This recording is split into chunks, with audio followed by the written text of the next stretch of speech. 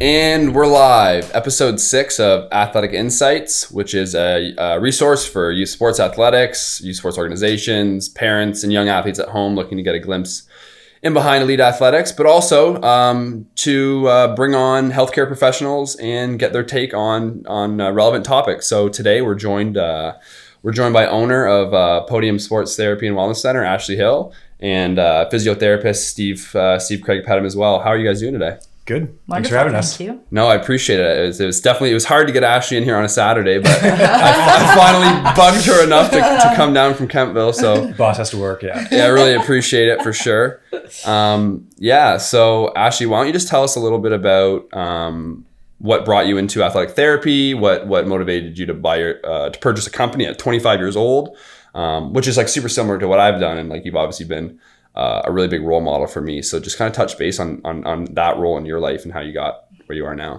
Well, thank you for the opportunity. But my name's Ashley, and I'm a certified athletic therapist, registered kinesiologist. I'm also a sports first responder. I played sports my entire life at relatively a high level. I was typically captain of every team growing up, whether I was playing or whether I was sitting on the bench. Apparently, I was a good motivator for the team. That being said, I was the first person to go to post-secondary school in my family. So I just thought, you have to go to university. There's some type of stigma around going to college. Yeah, I was the same way. Back. Yeah, right. So I felt that for sure too. And this was like 8 years ago. So I applied to universities. I originally wanted to be a physiotherapist and just worked with sports teams. That's all I wanted to do. My love was for sports. One day I just didn't feel like going to high school, so I signed up for a college fair, and that's where I learned a little bit more about athletic therapy. And the way the girl explained it to me, she's like, you can go, and do your undergrad for 4 years of school and then go 2 more years of school for physio. And I said, well, what's my other option? She's like, well, you can be an athletic therapist in 4 years. So sold, right? I was coming from a family of farmers. I had instilled just like working. I really enjoyed working. I enjoyed making money and constantly enjoyed the movement. So 4 years of college sounded really good to me, especially that I can get right into the workforce.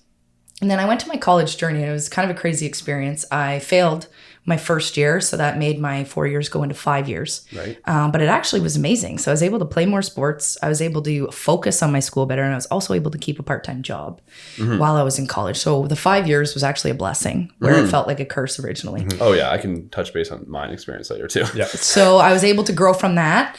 And as soon as I graduated, I got into... I worked with Kentville Physiotherapy. They were amazing mentors to me, and I was an athletic therapist there, and I ran one of the first 3 cryosaunas in Canada. So those cold machines that freeze you for 2.5 minutes. Cryptotherapy, is that what's called? Cryotherapy. Cryo okay. meaning cold, yeah. I did that for Kentville Physio. Plus, I also worked with Carleton University football team as one of their 3 athletic therapists. There was a head athletic therapist and 2 of us as assistants. So I did that for a couple years, and that was also an amazing experience working with young athletes who are, 17, 18, 19 years old, first time away from home. They have to focus on their studies. They have to focus on football every single day, which is also a completely separate course in itself. Plus Multiple practice, courses. learning how to be away from home, take care of yourself. So I got to see and experience a lot with that. And that's where I kind of I noticed in sports, working with different teams is we're there for the physical, right? We're the therapists, we're there for the physical body, but there is missing pieces when it comes to the actual mental side of things. Oh yeah, absolutely. So whenever I was doing that, my 2 years was up because it was just a contract, and I just had such an interest in business. I don't know why. It was never taught to me in college and high school, nothing. I just started taking courses, and I found that's where my interest was. And I fortunately fell upon Pettem Sports when it was ready to be sold. And at 25 years old, I took a risk and bought it. Wow. Super motivating. There's a lot of good stuff there that we'll touch base on later. But first, I want to introduce Steve. Steve is a physiotherapist here at Pettem. He's been working here for... as a physio since September 2016. So about 4 years now?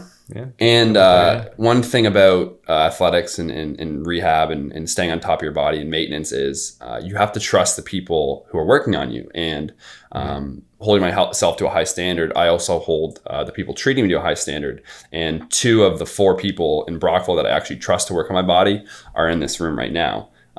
So, I mean, if you're ever looking for physio or athletic therapy, these are the two people I highly, highly recommend. We've got a really good team here at Podium that Ashley's put together. We'll touch base on that a bit later. But Steve, why don't you just, give us a little background on your experience in youth athletics and your journey to Western and then overseas for your master's. Yeah, absolutely. So growing up, sports is my life. I basically played every sport, hockey, soccer, football in high school, rowing for 4 years there, baseball growing up, badminton, track and field, cross country. So sports was basically my entire life. Soccer was probably my biggest accomplishment, was being recruited to play for the regional soccer team from basically Oshawa to Cornwall to Ottawa to everywhere there. So that was really cool. And crazy experience there. There's a lot of money, a lot of traveling. So at the time, I couldn't really pursue further past that point, which is unfortunate, but just kind of the nature of having Sometimes, 4 kids. yeah. And everything, right. So, yeah. I was in high school, I did rowing. So I was going to go down the States for University of Pennsylvania. Ended up not wanting to go down there just because I kind of lost passion for rowing. So I ended up staying here, and then I was going to go to Laurier for football and go to Western instead, and then just kind of fell from there. But sports is my life. So being injured throughout the years, I kind of had a passion for physio and went to Western for undergrad and kinesiology, as Ashley was talking about. Then went to, doing that, I kind of was figuring out where I wanted to go and how I wanted to accomplish this. But in my third year, struggled with mental health, as you've been talking about. So my grades suffered. Kind of like Ashley, I had to do a 5th year to try and boost my average. It was my elective courses that killed me. So I went Because you weren't maybe as interested and engaged, or exactly. I lost interest in the geography of Canada course or music of post World War II, like some of that, which I don't use in my everyday life, obviously. But my core courses, I did really well. And so I couldn't get to Canadian universities for physio. So I was like, what can I do next? So I went to, I was online actually on Facebook, and I saw my friend posted that she was in Scotland for physio. I'm like, cool. So I looked it up and I was like, might as well apply, see what happens. And I got an interview, got in and went. Perfect. So went across to Scotland for my master's, 2 years. And then I came back and, once I was graduating, I had a few options of where I wanted to go. I had 4 different kind of job offers. So I ended up coming back to Podium. And got exactly. You fool. Sucker. But at the time, I was actually hired by somebody else. Right. So I walked into this very room, and so Dave, the former owner, was like, here, I sold the business to Ashley. I'm like, who's Ashley? Oh, no. Yeah. So I had no idea who Ashley was, or that she was the owner and she's now my boss and everything, right? So turned out to be a blessing. Yeah, very lucky she turned out to be like the coolest person ever. Exactly. Thanks, guys. I've worked for a lot of different people in my kind of life. I've had like so many different types of jobs, from like window installations to power skating instructor to working with developmental disabilities and stuff. And by far the best boss I've worked for. Mm-hmm. Oh, couldn't agree more. Yeah, couldn't agree more. So one thing that we were talking about before we started recording was kind of your philosophy on the current state or model of the healthcare system. Yeah. What could we be doing better? I want to get both of your opinions on it. Yeah. Let's start with Steve, though. Yeah. Biggest thing I find from our whole society is that we're reactive versus proactive. Why do you go to the doctor? You're sick or you're injured, right? And so rather than doing something about preventing those things of being sick or being injured, we wait till we are sick or injured and then try and do something about it. Mm-hmm. So if you go to see a nutritionist or a dietitian or a physio or athletic therapist or whatever, you're going because of something has happened to you versus doing something prior to things happening. And that's where I think you come in terms of seeing you in the gym every day and developing athletes in terms of their strength, their speed, their power, which will help prevent injuries in the future. So I think that's kind of the hugest part of developing athletes. I know for myself, talking briefly before that, I was injured before. And I could have done so many things to prevent injuries. The biggest time I noticed a big change in my body was when I started rowing. And when I started rowing, I started to actually work out and lift weights and be more physically active versus just playing sports. That's when I actually had less injuries. Versus whenever I like rolled my ankle, didn't do physio, I was injured all the time. I started working out. I was actually playing better hockey, playing better soccer, just because I was actually developed myself versus when I was younger, I didn't. I view the gym for myself and anyone it's the lab. It's where you get to practice in a safe, closed environment with no reactive stimulus. So to me, when you have a instructor who knows what he's doing and prioritizes the kid's long-term plan, that's where you can work on, knee stability and T-spine mobility, all the little things that I didn't get playing sports, because I was figuring everything out on my own, and then I started working with you guys. And anytime I have a question or a concern or something that's just like not an athlete's joint might not be moving right, I get to ask Steve, or I get to ask Ashley or Taylor, or just whoever's in that day. So that's a huge asset to the group we have here. We all have similar outlooks on just the health model and performance and the culture that sports, the positive effects it can have on you and whatnot. So Ashley, what's your kind of philosophy on healthcare and performance and rehab and that kind of stuff? Well, I can sit here and talk about that all day. But go nuts. Just from my experiences, myself, I notice now at this point, turning 30 within 6 months, I notice now if I'm not in the gym, if I'm not working on my flexibility, my range of motion, and my strength, I'm sore. That's when the injuries start to come back. That's Movement when I feel my is medicine. Motion is lotion, right? Or that, whatever. So same thing. You guys are cooler than me. Medicine's good, like that. That's good.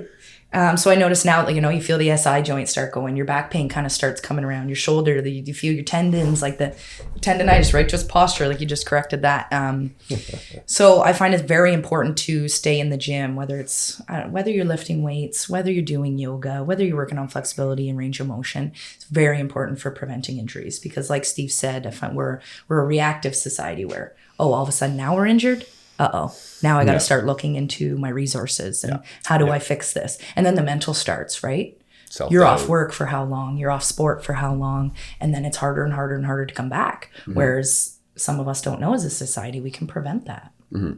What do you think, what do you guys think that we can do better in terms of transitioning from the reactive to proactive? Because one of the things I've always done, and I guess would be like the outlier, the anomaly in this situation, as you guys are too, is I get tune-ups sometimes. Like there's nothing wrong with my body. Might go in and see Danny Laramie, or I've asked Steve to put some needles in my shoulder, which we still got to get to. But like I just like to be proactive on things, and like nothing is moving wrong in my body right now. And I think it's because I've had that kind of long-term approach. Like I want to be able to run with my kids when I'm 40 and be able to coach into my 50s. And I don't think there's going to be a point in my life where I ever stop lifting weights. It'll change big time, especially over the next 10 years. Can't do it forever, but there will never be a point in time where my routine doesn't have some sort of movement, some sort of dynamic athletic movement. I think it's personally for like my personality, I'm very hyper, so I kind of need it. But also, like you guys say, motion is lotion. We need to move. Humans, you go to high school, you sit 8 hours a day, you know what I mean? And then you get a desk job and you stop moving, and that's the big, like sitting is a disease now. Like been, do you want to touch base on that? Like, I deal with it every day. It's like people have neck pain, shoulder pain, back pain, butt pain, knee pain. They sit for how many hours a day? When you go on a flight, you pay extra $50 for leg room just to extend your leg straight. So just to do this little simple motion, you pay extra money for, but you sit in a chair all day. What happens anatomically when you just sit all day? Like you want to talk about like the hip flexor shortening and the hamstrings getting tighter and all that. Yeah, well, everyone's built differently, right? So everyone can respond to different things in different ways. So people that sit, some people can sit for 8 hours and feel no pain. Some people sit for 20 minutes and feel pain. Right. So everyone's kind of unique that way, and you have to treat as such. So you have to become really body aware of in terms of sensations you're feeling. So obviously if you're sitting in this position here, kind of crunched over, like you're saying, hip flexors tend to be shortened, your butt muscles tend to be lengthened. Everyone talks about having really tight traps and really tight muscles back here, but actual fact, they're more lengthened, so they're actually taut, not tight. So there's a slight difference there. Very and cool. often people say, oh, I need a massage there. I need a stretch there. I need to do all this stuff. In actual fact, if you just do this simple thing here, it's all you're doing is shortening those muscles. It feels less tight, which actually is taught, and things calm down. So as we talk about motion is lotion, doing opposite things. So you're sitting like this all day. Why not extend backwards? Why not pull your arms backwards? Why not look up towards the ceiling versus being like this all day? Right? Exactly like this. I shouldn't tell us here, Ashley, but I sit there and do my invoicing for a while, and I'd be there for like 3 hours. My neck's sore because I was like this, bent over, right? So I have to do this and tuck my chin in backwards and bring my shoulder blades back, and then pain goes away. We all have to do it, even as therapists, right? Exactly. It's still a constant focus every single day. And we collaborate on this a lot when we talk about how people, they have chronic pain, right? And they're in pain, so then they're scared to move. Yep. We were talking about this not too long ago. Yep. Yeah. And so trying to gain their trust and their respect and their just for them to trust us that, you know, it's going to hurt for a while, but we got to get you moving. We got to lotion those joints with the motion. The big thing that frustrates me is when people say, "Oh, I'd love to come in and work out with you, but I don't want to squat ever." And I'm like, "Well, because it hurts." Right. But I'm like, if we can slowly, periodic, you know, box squats, bodyweight squats, goblet squats, front, you know, do it properly, we can build strength throughout the range of motion and break through that issue. But people just kind of have that perceived motion of how hard they're supposed to work as a general population, which is one of the biggest issues in this industry. Like, I know with you guys, like, what are some of the struggles with your clients? In terms of like getting them to adhere to their prescription? And I think the biggest thing right there is that a lot of people don't spend the time to educate their clients or their patients about why something's important. Just talking about the squats idea, like a lot of my patients, I'm like, hey, we're gonna do squats today. They go, oh, I can't do squats. I go, you've already squatted twice since you've been here. You sat down in the chair and stood back up. That's a box squat. So that's part of a very functional thing. So a big thing for clients is that they struggle to adhere because they don't understand why they're doing something, and educate them on saying this squat is important because you do this every day. It's this, other than running or walking, it's that you're going to stand up and sit down more than, like, those are the three things. Exactly. The optimal runner theory, like, humans are designed to run. Yeah. And now in 2020, we sit all the time. So those are the two things we need to be able to do. Exactly. So Yeah, exactly. Yeah, So keep going. In the morning, you're just saying, like, you sit down on the toilet, or you sit down on the breakfast, sit down for lunch, stand back up, get into the car.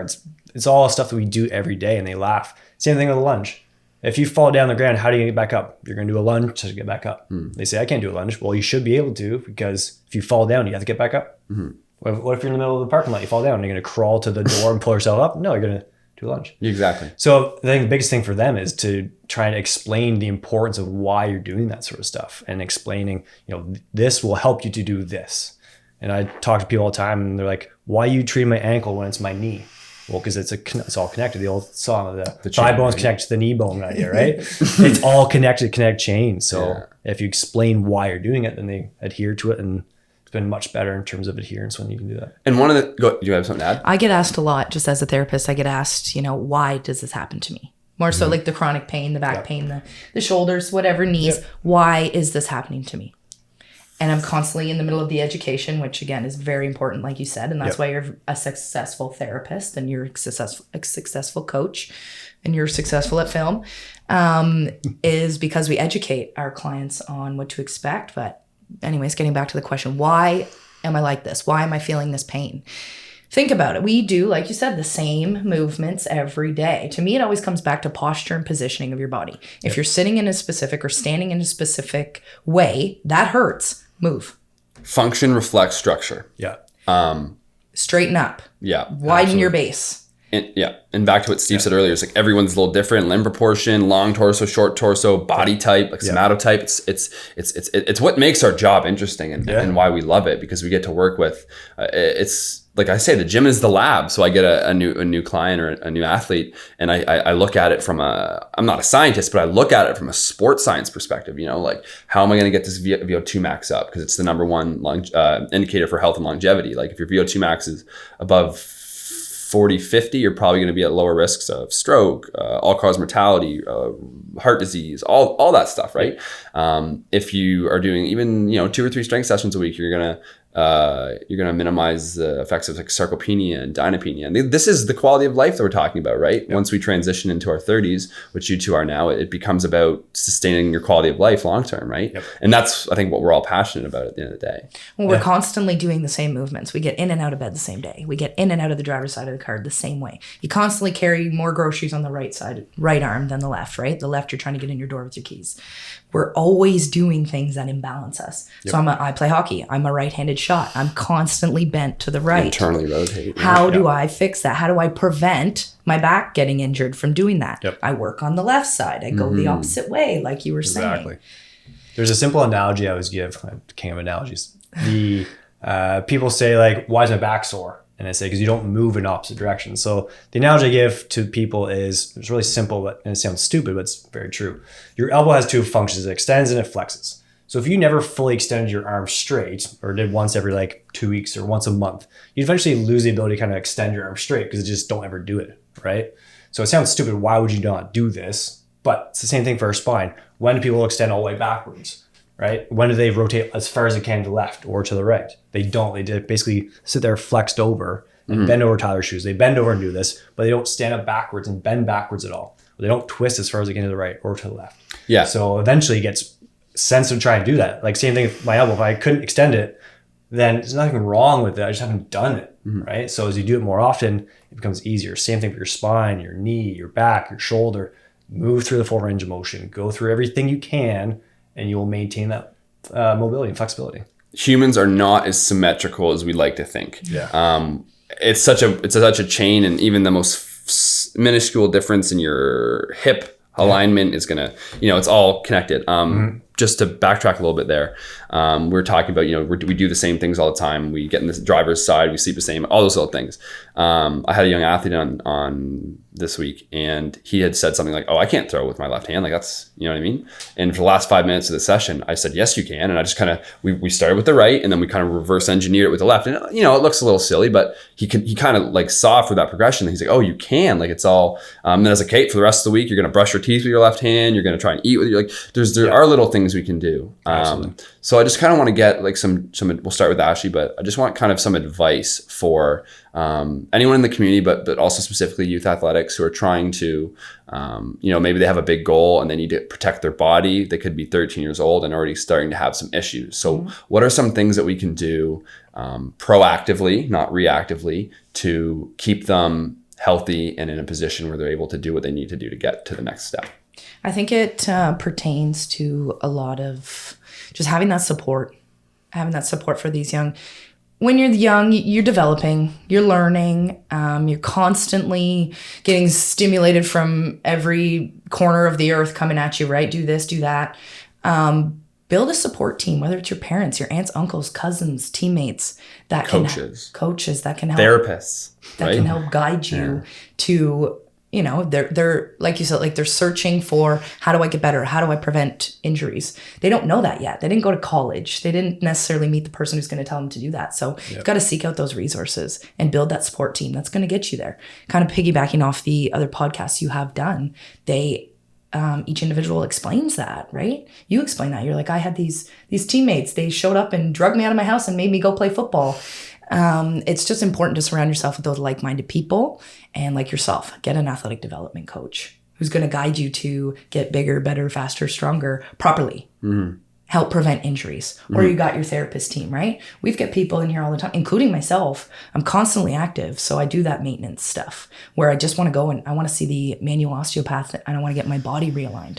I want to see one of the massage therapists and just get the knots out of the muscles that I can't quite get myself. Yeah, you've got one body. We get one. So it's seeking out those resources of the people that can help guide you to getting bigger, better, faster, stronger.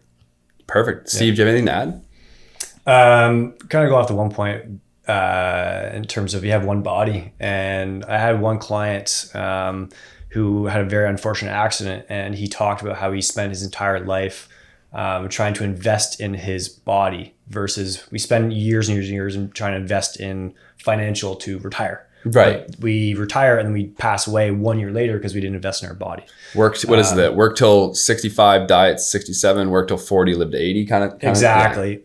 And then going to backtrack to your original question about the youth athletic stuff is being proactive and getting assessed by any type of practitioner, whether it's a physio or athletic therapist or chiro or massage therapist, finding somebody that you trust, as we talked about as well, finding somebody that will actually go the extra mile and educate you and try to explain things to you, athletic development coaches, and work on your physical, mental, emotional health. It's amazing. There was a coach in Brockville for the I think it was 16-year-old boys basketball team, Alec McNeil. Oh, right. Yeah, Alec. Good guy. Yeah. He came by and is like, hey, I want you to come by my practice and assess my warm up for my athletes to see if I can prevent injuries and see if there's anything I can do. I'm like, that is a perfect example right there, that a coach going the extra mile. That's uncommon. And yeah, very uncommon. So I went by BCI and I looked at the athletes and said, okay, well, you're doing a lot of this stuff, but you're missing this, this, and this. And he's like, great, that's what I want to hear. Yeah. And so then they make those changes and then help prevent injuries. Small thing, but goes a long way. Mm-hmm. So that's kind of what I would suggest. And we're going to switch gears here right before we wrap up. I wanted to talk to you guys about just the placebo effect and the power of positive thinking, mind-body connection. Well, Dr. Thomas, like on your previous podcast, talked about stimulating the mind and getting the connection between mind and body. And the documentary Heal on Netflix talked about the idea of the placebo effect, where it's you have these positive thoughts produce positive chemicals, produce positive results. In terms of you getting a sugar pill, you think you're getting the medicine, but you're not, and you improve. But no one ever talks about the negative side of that, where the negative thoughts, negative chemicals, negative results. If you're having those down days or having a stressful time or anxiety or fear or depression, those are going to impact you physically. So trying to make that connection of mental health and physical health goes a long way. Yeah, if you're injured and you're approaching your rehab or your physio with this is wonky, whatever, it's not gonna work. Or if you go in and you're like, I'm gonna crush this, I'm gonna come in and be engaged, and I'm gonna push my range of motion, I'm gonna do what they say, and then I'm gonna take it home and practice every day for 10 minutes. It's not, you're not asking the world of these people, right? I think that was a really good point. Ashley, do you have anything to add? So those negative feelings and positive feelings, they're normal. Mm-hmm. Like no matter what you do, you're gonna have negative feelings and negative thought process. It's a completely normal thing. It's just about the resources you seek out to change those thought process to more positive or constructive. So quick example, myself, especially when I first purchased the business at 25, and we had to go through a rebuild, and it was tough at first, right? To go from having no clients to how do I rebuild this? These people in here are relying on me for a paycheck. Like, what do I do? So you're driving in Monday morning, right? And it's like, oh gosh, it's Monday. I'm 25 years old and I have to go boss. Yes. I have to go to work, I don't feel too hot this morning. But then by the time I go from the 416 to 401, I'm like, no, actually the case of the Mondays doesn't exist. This is your own problem right now. Right. And I just said, I love Mondays. I can't wait to get there. I can't wait to see how everyone's weekend was. I can't wait to continue to strive to be better and continue to watch this team grow. You can trick yourself. Yeah. Instantly endorphin release. Right? I'm fired up to get here, and it completely changes the whole team vibe, right? Yes. So just from those little experiences, you can get yourself out of it, because who do you talk to the most? Employees. Yourself. Oh, right. Yourself is who you talk to the most, right? Yes. Oh, so of course. Yeah, sorry. I thought you meant you. Yeah. Trick question. Yeah. So you talk to yourself the most. So you got to make sure you're saying the right things to get you through day to day. But those negative Nellies in the back of your head, they're normal.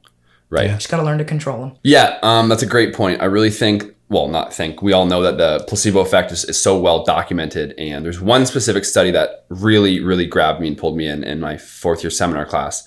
Another student was presenting it, and the finding was they had separated 3 people in groups, and they had given them different doses of caffeine, 3 different doses, an extreme amount, medium amount, and then a dose that we know doesn't have any really physiological benefits for endurance, like lowering your running economy.